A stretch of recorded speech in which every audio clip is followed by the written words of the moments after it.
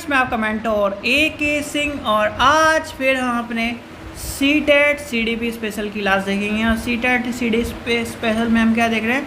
हम देख रहे हैं प्रैक्टिस, यानी कि प्रैक्टिस कर रहे हैं। और प्रैक्टिस किसके अनुसार कर रहे हैं? टैग वर्ड के अनुसार आपको प्रैक्टिस कराई जा रही है, यानी कि। और आज आपको एक वीडियो और मिली होगी कि CTET में तुक्के कैसे लगाने हैं, यानी कि CTET में तुक्के कैसे लगाने हैं वो आपको वीडियो मिल गई होगी। चैनल पर जाकर आप उसे ज़रूर देखिए, जिससे आपको पता चले कि CTET में आपको तुक्के किस तरह लगाने हैं, अगर आपको आंसर नहीं पता है तो चलिए शुरू करते हैं आज की क्लास को। सबसे पहले क्या करना है? वीडियो को लाइक करना है, शेयर करना है, टेलीग्राम ग्रुप को ज्वाइन करके रखना है। तो सबसे पहला क्वेश्चन क्या कह रहा है? क्वेश्चन नंबर 14 क्या कह रहा है? विद्यालय आधारित आकलन। अब विद्यालय आधारित आकलन के अनुसार हम किसे लेके चलते हैं?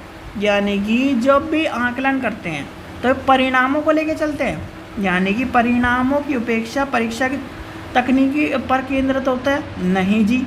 जो विद्यालय आधारित आकलन होते हैं वो आपके किस पर होते हैं? भाई जब विद्यालय में आकलन हो रहा है तो आपकी क्या कर रहा है? आपकी कमियों को निकाल रहा है, आपकी कमियों को एक तरह से जानने की कोशिश करी जा रही है। तो यहाँ पर क्या हो गया? विद्यालय आधारित आकलन पे हो जाएगा। तो वो किसका अनुसार होता है? तो पहला कट गया, हम क्या करते हैं? पहला काट देते हैं। अब पहला कट गया तो दूसरा क्या कह रहा है? क्या यानी आकलित किए गए, यानी इस क्या आकलित किया जाएगा कि शिक्षार्थियों को कम यानी नियंत्रण प्रदान करता है? नहीं जी, उसे क्या है? पूर्ण नियंत्रण होता है इसमें। और बहुत सारी चीज़ें उसमें कहीं ना कहीं जान ली जाती है कि किस फील्ड में आगे है, किस फील्ड में। भाई सीधे सीधे आपका यूनिट टेस्ट किसके लिए लिया जाता है? सीधे बताओ, आपकी जो आंतरिक परीक्षा होती है, आंतरिक परीक्षा किस लिए ली जाती है? कि आपको एक तरह से जो फाइनल पेपर है, भाई इंटरनल इसलिए तो लिए जाते हैं फाइनल पेपर का आइडिया लग जाए, इस तरह क्वेश्चन पूछे जाएंगे, फिर बच्चे का पता चल जाए कि बच्चा भाई कि कितना कैपेबल है। उसे क्या करेंगे भाई कि आप इस सब्जेक्ट में यानी कि थोड़ा और मेहनत करो, जिससे आपके अच्छे नंबर आए। तो क्या हो गया? ये गलत हो गया। दूसरा आपका आ जाए, यानी कि तीसरा ऑप्शन क्या कह रहा है? रचनात्मक यानी कि प्रतिप्रश्न उपलब्धि कराता हुए सीखने में क्या करता है? वो एक तरह से फीडबैक प्रदान करता है, यानी कि वो क्या करता है? कहीं ना कहीं एक तरह से इम्पोर्टेंस देता है उसमें कमी, जो अभी बता रहा हूँ मैं। क्या करता है कि भाई आप यहाँ पर इसमें क्या है? आपकी कमी है इस क्षेत्र में, भाई ये सारी चीज़ें अच्छी है आपकी। ये यानी कि जैसे मान के चलिए आप B.Ed करे हुए हो, ठीक है। B.Ed में आपके 5 पेपर हैं, ठीक है। पहला क्या है? मान लीजिए फिलॉसफी है, दूसरा सोशोलॉजी है, और फिर आपका चाइल्ड डेवलपमेंट है, और फर्स्ट सेमेस्टर में चाइल्ड डेवलपमेंट, फिलॉसफी,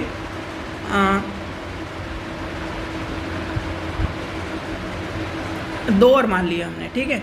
तो क्या है? यानी कि आपका एक असेसमेंट ऑफ लर्निंग और एक टीचिंग लर्निंग, ठीक है। ये मान लिया हमने, चलो ठीक है। इस तरह से मान लिया हमने 5 सब्जेक्ट। अब क्या है? यानी कि आपका सोशोलॉजी भी अच्छा है, चाइल्ड डेवलपमेंट भी अच्छा है, आपका टीचिंग भी अच्छा है, असेसमेंट भी अच्छा है। बच्चों का क्या है? यानी फिलॉसफी में क्या है? दिक्कत हो रही है। तो आप फिलॉसफी में जब कॉपी चेक करी, यानी कि इंटरनल चेक हुआ, तो उसमें आपने सारी जगह सही कर दी। जब आपकी तत्व मीमांसा, ज्ञान मीमांसा, और ये मीमांसा वाले सेक्शन में आप क्या कर रहे हो? क्वेश्चनों को छोड़ रहे हो, या फिर आपका क्या है? अप्रोप्रिएट आंसर नहीं दे पा रहे, तो आपके टीचर ने क्या कहा? भैया थोड़ा सा इस पर ध्यान दो, जिससे आपका क्या है? ये आंसर पूरा हो जाएगा। तो इस चीज़ का ध्यान रखना।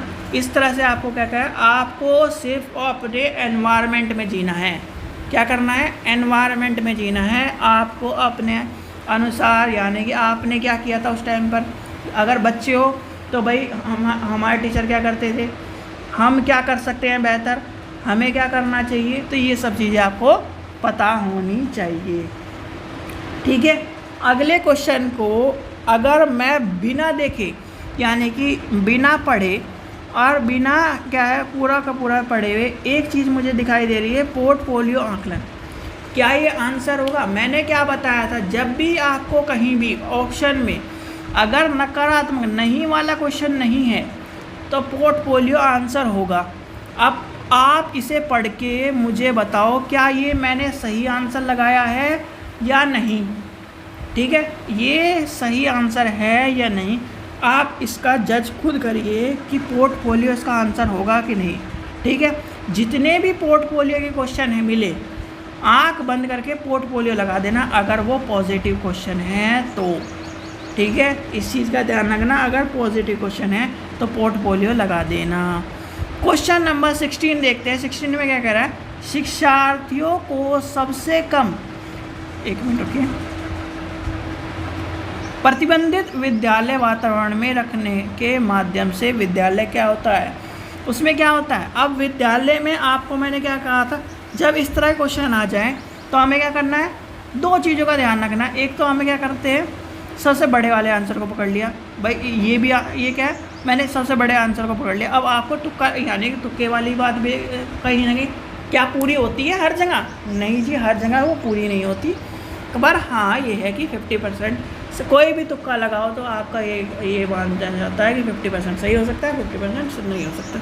तो हम उस तुक्के के हिसाब से लेके चलते हैं। तो हमने लगा लिया जी ये। अब क्या कह रहा है, लड़के और क्या इनके कहीं ना कहीं वर्गों की शैक्षिक यानी कि अवसरों को सम्मान देना।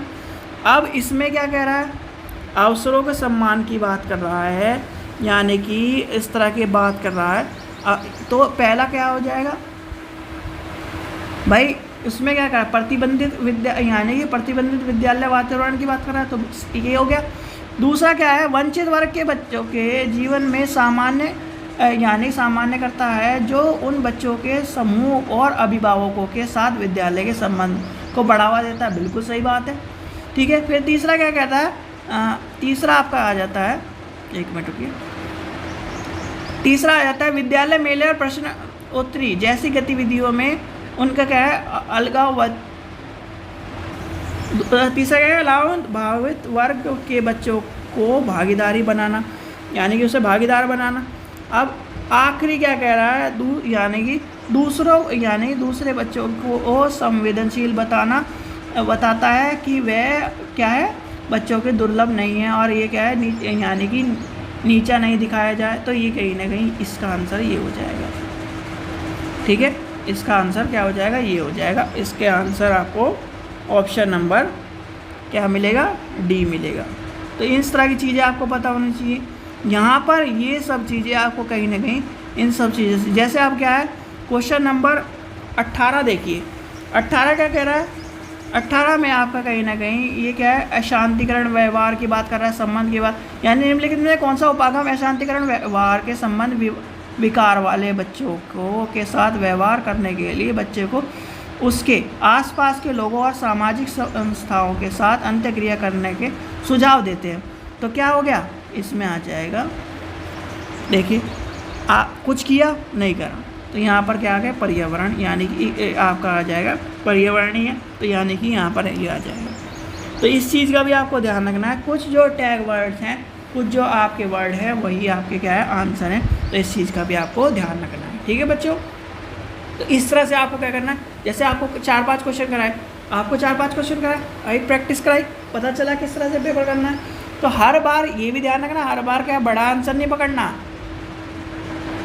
पहले खुद पढ़ना है, और खुद पढ़ने के बाद अगर नहीं आए तब लगाना है तुक्का। भाई फिर तो कुछ चांस नहीं। पेपर खाली मत छोड़ के आना, पेपर में 150 में से 150 क्वेश्चन करके आने हैं, चाहे आए चाहे नहीं आए। नहीं आएंगे तो सी लगेगा, और आएंगे तो आंसर लगेगा। इस चीज़ का ध्यान रखना, ठीक है बच्चों।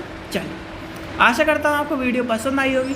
वीडियो पसंद आई तो लाइक करें, चैनल को सब्सक्राइब करें, वीडियो को ज़्यादा से ज़्यादा शेयर करें। Thank you.